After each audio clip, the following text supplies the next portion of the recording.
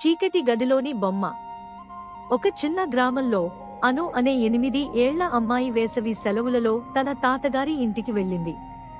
ఆ ఇంట్లో పెద్ద పెద్ద గదులుండేవి. కాని ఒక పాత గది ఎప్పుడూ తలుపులు మూసే ఉండేవి. ఒకరోజు అను తాతను అడిగింది, తాతయ్య, ఈ గదిని ఎందుకు తెరవరు? తాత చిరునవ్వుతో చెప్పారు, అది చాలా పాతది అమ్మా, అందులో ఏమీ లేదు. నువ్వు వెళ్ళొద్దు. కాని ఆ గది గురించి అనుకి ఇంకా ఆసక్తి పెరిగింది.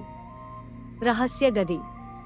ఒకరోజు రాత్రి తాత నిద్రపోయిన తర్వాత అను నెమ్మదిగా లేచి ఆ గది తలుపు దగ్గరకు వెళ్ళింది. చేతులు వణుకుతున్నాయి. మెల్లగా తలుపును తట్టింది. టక్ టక్. అప్పుడే లోపల ఏదో చప్పట్లు వినిపించాయి. ఎవరు లోపల? అను భయంగా అడిగింది. సమాధానం లేదు. ఆమె మెల్లగా తలుపు తోసింది. లోపల ఒక పెద్ద తీయటి బొమ్మ ఉండేది. కాని అది చాలా పాతది.